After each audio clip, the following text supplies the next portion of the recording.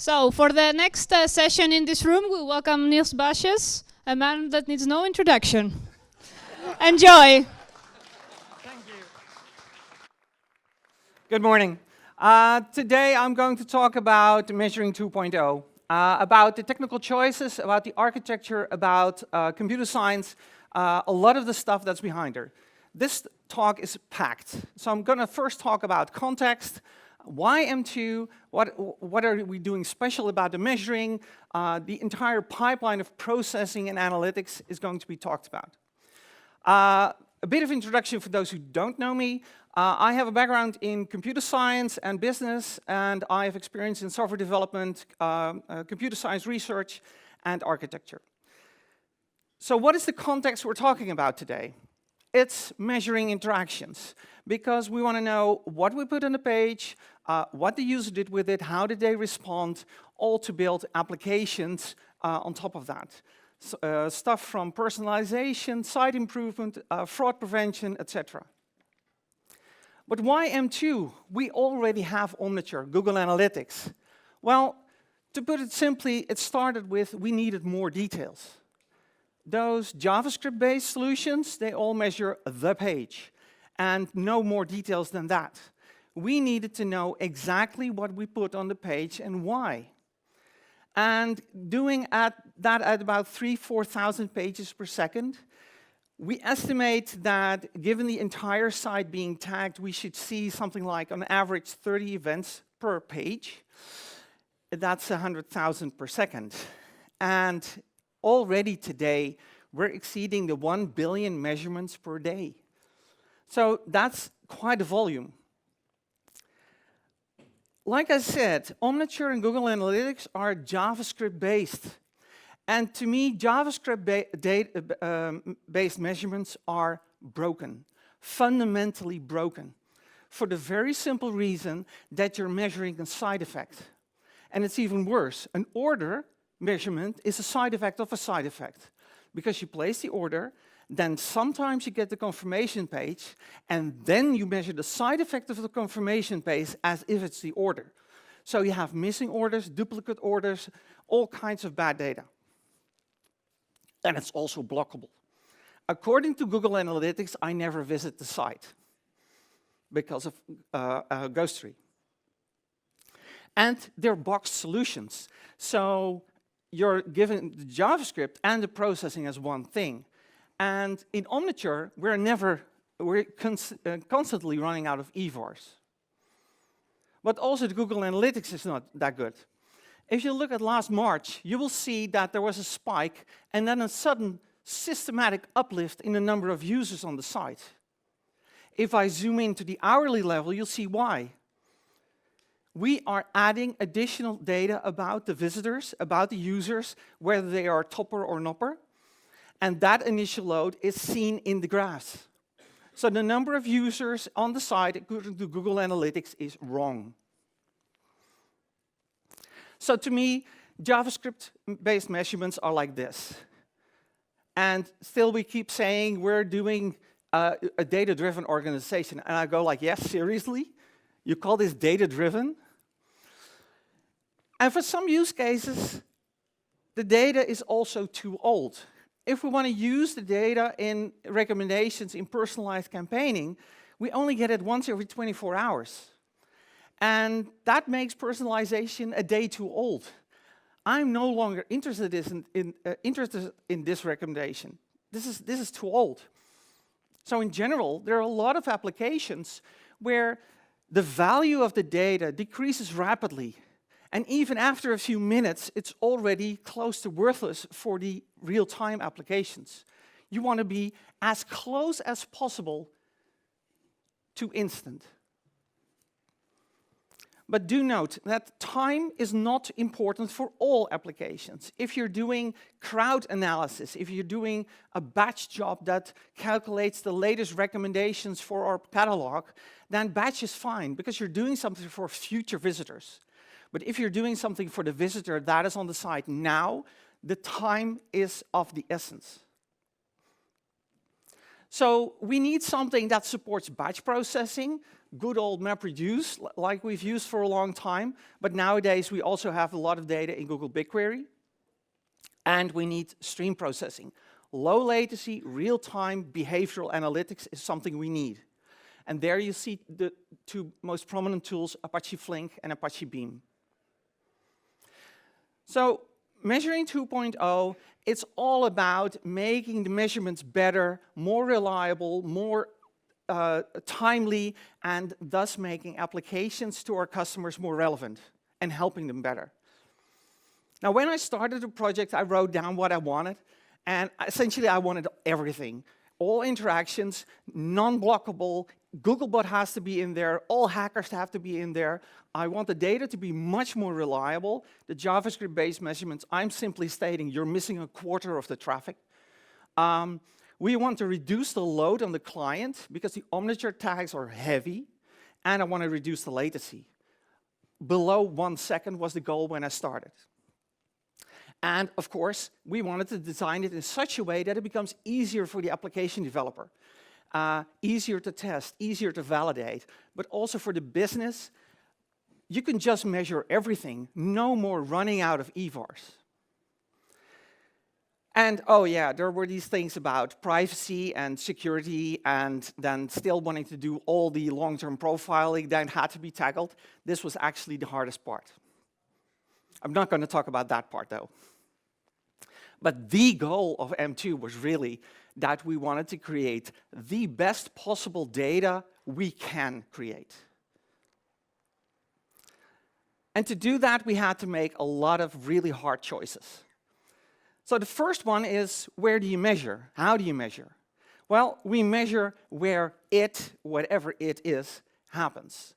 So in general, you see that we try to measure in the service that is actually responsible for the event at hand, being the web shop or NAPI, or as close as possible to that system, in the case of Orca and SOAR, for the order candidates, the add to cart events, and the purchases. But in general, that does not happen in the browser. Because if you look at a web page being generated, being served to a customer, in the web server and the application server, we create the page. There we know exactly what's in there. And only in the browser we know which of the elements were actually in view. So things like screen resolution, scrolling behavior, that is done in the browser because that's where that happens. But building the actual page happens in the application server. And measuring orders, like I mentioned, we listen to events out of the SOAR service. Now that data has been augmented with an element to know which session it belongs to, but that's all we need to join it in the stream and route it towards the rest of the data for that visitor. The order confirmation page is therefore just seen as a view of an order that was just placed. It is not measured as the order. So at this point in time, the order confirmation page is not measured at all. It's like, yeah, whatever, we have the orders because we measure them at the right place. We also say that we measure everything, as much as data we have at the place of the event. We record that in the measurements. So for the product, we record things like global ID, brick, and chunk. For orders, we record the price and the condition. And why? Well, people have asked me in the past, hey, but you only need the order ID or the offer ID or something like that. Well, no, we can't, because due to caching in things like web shop and POS, it will be wrong at moments of change. So we have to actually measure what that instance on that page actually showed the customer to get it right. And also the additional latency and load to join it again would be too much. Cause and effect. If you're doing processing on stream data and it looks like this, all of the events are independent, are singular, then it's really easy. You know, just throw them in any stream engine, any transport system, and it will just work. because there are no correlations. You don't have to look into the correlation between the events. The problem is, however, that our real use cases do require looking at the chains of events. Banner optimization, you look at something and then what happens? A/B testing, same thing. Search suggestions, only if you go to a PDP from a list page of a search result, then we count it as relevant in line of that search term. Attribution modeling, similar. And it's all about behavioral analytics, cause and effect. We show something and the user responds or doesn't. And the ordering matters. Because if he clicks on a banner and then buys a product, it may be the reason why he bought it. But if the order is reversed, it was definitely not. And that conclusion is solely based on the ordering. And the simplest thing you can have in computer science to reason about ordering of events is the finite state machine. A very simple way of saying, hey, I have now an order of a coin or a push or whatever, and I change state.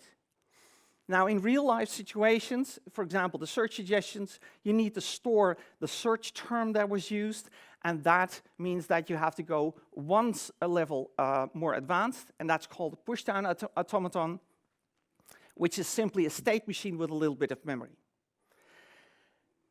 And like I said, event ordering matters. So let's take the very simple example that I have a temperature sensor attached to some sort of machine where a sudden temperature change is relevant, and I want to alert immediately when that happens because it may blow up. And I'm simply looking, does the delta stay within bounds? So if I can expect the order and I have a very simple push down, it's a simple loop. Hey, wait for the next measurement. Check it with the previous one. If the delta is too big, alert. If it's not, wait for the next one. But if you run into ordering problems, you get this. And you have a problem. And it's only because of the ordering. The data is identical. It's just ordered differently. And do note that if you have bad ordering in your data, repairing the order takes time because you have to insert a buffer that is time-based, slides along with the data, and only outputs the data after a time when you are certain that there are no more older events. So you lose time. We want low latency. We don't want to wait several minutes. So we don't want this. And, please, exactly once. Makes life a lot easier. You don't need to deduplicate. You don't have to look for double data. It makes life a lot easier if you can do that. So looking at our data, we need ordering guarantees of the events that happened into the processing, at least per session. That's enough. And to achieve end-to-end ordering, we need to start at where it actually happened and all the way to the end maintain the ordering because repairing costs time. So we have to do it at the measuring point right, at the transport, and at the processing. If you're measuring, then a single entity should be measured by a single measuring instance. Because if you have multiple systems measuring the same session, like in round-robin load balancing situations, you get multiple output buffers and you get race conditions at the transport end. So you should have something in the sticky session area. And in IoT, you would say, hey, I have a single device with a single temperature sensor, and it works. In our scenario, a single visitor, single session should go to a single web shop instance and thus something like session routing, sticky sessions is a must-have. Please note that this is not 100% perfect. And that is because the in-view measurements and the orders are delayed anyway, because the in-view measurements are buffered in the browser until we're certain the view actually lasted for enough time. But that's an acceptable side effect. Most of the analytics goes on the data that comes from the web shop. Now we have good measurements. In order, per session, we need to transport them. We need to buffer them. And so we need something that gives us a first in, first out guarantee. And that means you have to have something like a queue or a partition queue, where if it's a partition queue, the session is pinned to a specific partition of the queue. And just to make sure that you all understand, queue means ordering. And a partition queue is actually a collection of queues to make it perform better, to handle more load. And there comes the big problem. There are a lot of products that say they are a queue, but they are not. In JMS, there is a component that's called JMS queue. It's not a queue. It does not keep ordering. ActiveMQ, same problem. Google pops up. The nice thing here is that they don't call it a queue. They call it a message transport. But it's not. There's an extensive page of explaining why you don't need ordering. Well, it doesn't give ordering because it supports very dynamic scaling. That's the advantage. The ordering is broken because of that. And then there is, of course, Box, which calls itself a queue, but it isn't. There are several high-volume partition queue systems that are available, and the most well-known is Kafka. We already use that in production, and it works really well. There's also Apache Pulsar, but that's the connection with processing is still a bit brittle. There is a project by Dell EMC called Pravega, which has very nice properties, but by far not production ready yet. And then there is Kinesis, but sorry, wrong cloud. And then there is Event Hubs, sorry, wrong cloud. So there are 2 out of 3 well-known clouds that have this. And we're in the other one. So go ahead, use Google Pops Up. It's a great system if ordering does not matter and at least once is okay. Know that it is a high I/O distributed set, not a queue. If you need ordering and or exactly once, then use Kafka, because Kafka is a high I/O partitioned queue. So now we have the data from the measuring in the transport, now we need to process it.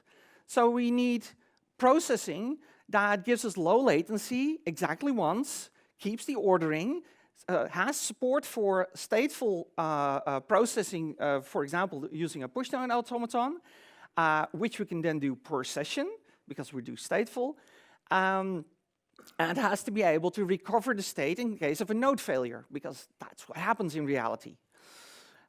Looking at Apache Beam, that is low latency, but because of the fact that it does dynamic scaling, all of the things we really want are lost. You have deduplication problems, you do not get ordering guarantees, you do not get the keyed stateful processing in a nice way. And personally, I don't like the Java API of Beam. But the nice thing is that it runs directly on Dataflow, which scales dynamically, and you can also run it on top of Flink and other systems. Apache Flink is designed around fixed scaling, which does give us all the properties we need. So we have the low latency and the exactly once, but also the ordering guarantees. And in fact, the reliability system of Flink depends on the ordering guarantees because they use a Chandy-Lamport system to have checkpointing. And I personally like this Java API a lot. If you say key by something, you have a different data type. It's no longer a data stream, it's a keyed data stream. Or if you do window, you get a window to data stream, which changes the API for the developer to make it a lot easier to work with. So now we have an application, we can build something, and then things change. And when things change, I mean, the business has new insights, we have new features, new desires, we evolve. So records will get new fields, the fields get discarded, things like that. Now looking at a high level to any streaming application, you have data producers, the streaming interface, and the data consumers. All streaming interfaces Box, PubSub, Kafka, all of them expect you to give them a byte array. So you need something that converts your data into a byte array. In addition, the producer may be several applications. In case of M2, it's both the web shop and the MST servers. I'll show you in a diagram a bit later. Both of them will want to do rolling upgrades, canary releases, and same for the consumers. You'll have a multitude of consumers that want to do rolling upgrades, canary releases, etc., all asynchronously. And you want to be able to maintain uptime. You want to be 100% up. And in addition to that, Kafka persists messages. That's the way how Kafka works. So in a topic, in general, you'll have a multitude of versions mixed together at the same time. So we need a system that allows us to map our data structures into bytes and back, that supports things like data types and nesting, and supports bidirectional schema evolution. So you want to be able to have a new record with old code and be able to read it, and the other way around. Now for that, we use Apache Avro. It's an open source system, and it has a very nice IDL way of defining a record structure. And from this, it generates code. It generates Java code you use in your application. That gives you a nice set of builders with getters and setters. And even generates a Java doc where it copies the stuff you put here in your comment for the downstream user to use. Now, Avro has been extended by me to have a message format which encodes a single record into a byte array, and that is actually designed for this kind of use case. But you do need a schema database to support this efficiently, because the record itself only contains the 64-bit fingerprint of the schema. So you need some kind of very simple key-value database where the key is a 64-bit long and the value is a single string. Actually building this and doing this from Apache Flink, providing data into Kafka, is quite easy. You can just say, hey, I have a serializer, and this is an instance of the generated Java code, and these methods are just there. This is the entire step for serialization. And then in the Flink application, you have a stream of those things, and you just add a sync with that serializer. So that's very easy.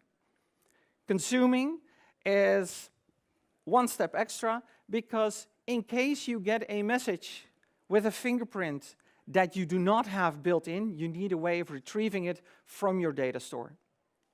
So there's an additional step here to retrieve it, and then there's the deserialize, which does something similar to what you just saw, and then adding it as a source in your code. So now we have all the components. Let's see how the M2 project looks nowadays. We have the web shop with Runway, where a Measuring 2.0 library has been closely attached. That creates the measurements and puts them in Kafka. The HTML goes to the browser. There is the in-view and screen resolution detection going on. That is sent to the M2 endpoint, which puts it in Kafka. We have added an additional field going into the order that is output via the sort queue, and then this thing listens and also puts that in Kafka. That makes a very complete stream of interaction data. That goes into a component we call the sessionizer that does several enrichments and cleanups of the data. In general, by design, this should be available to security as a stream, but because of capacity problems, this is not enabled right now. But this data is very privacy sensitive. It has IP addresses, everything in there, and that's something that is considered a PII problem, so that is closed off. But to solve that, within the sessionizer, there is anonymization code that kicks out a lot of the details, but keeps things like the timestamp, exactly what products, and the customer ID.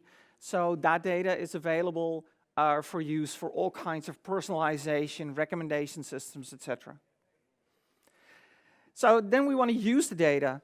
And like I said, the search suggestions, we all know, is based on only if you go to the PDP from a search result, then it counts. And then, depending on how far you go, we want to give it more or less value. So the high-level implementation of a streaming search suggestions can now look like this. You have the full MTU stream coming in. You have a stateful analysis per session. Okay, what do you do in what order? And then that is derived into, okay, this was a valuable event or not. And those events that were classified as valuable go into a simple component that can do the actual suggestion calculation. And I've given an example. Hey, I'm arriving at, with the word Harry Potter on the PDP. I'm giving that a score, whatever that will be. Then I'm turning that into suggestions, and those can then be stored into a real-time queryable suggestion database that feeds the website. So how would this stateful analysis look like? One thing.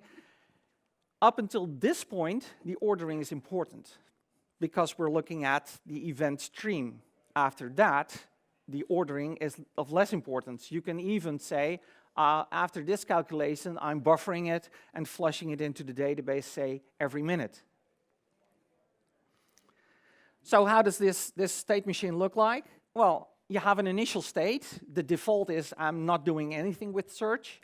And then I'm doing a search for the word X, and I'm going into the state searched.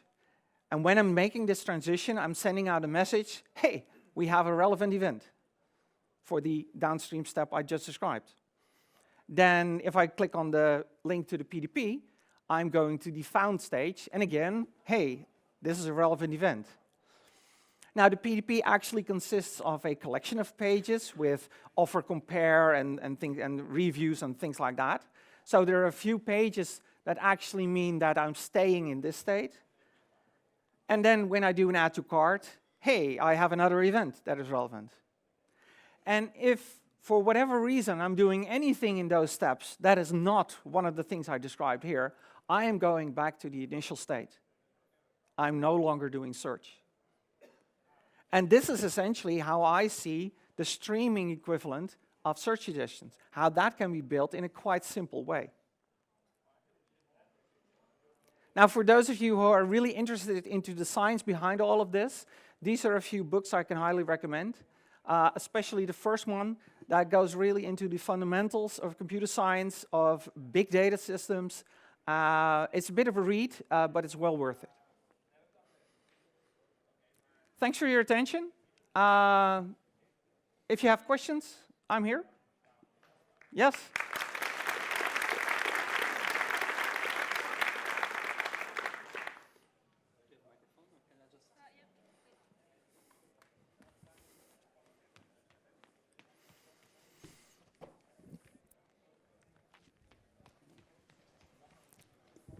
Hi. Hi. Brilliant presentation.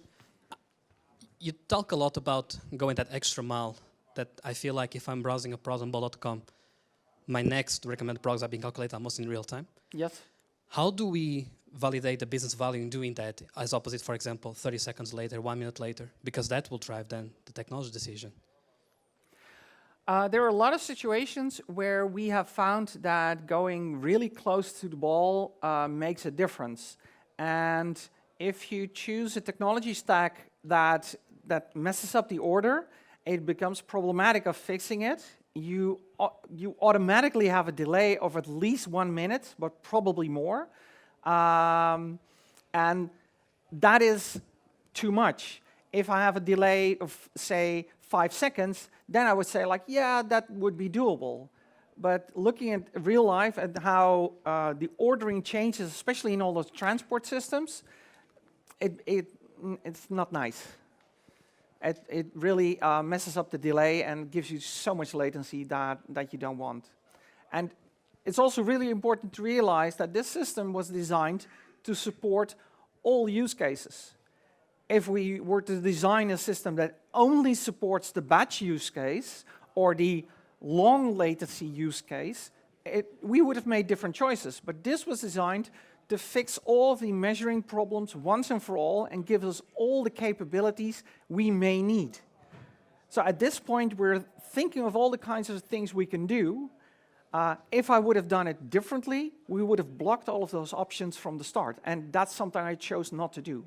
I chose to go for maximum capabilities, maximum freedom. Thank you.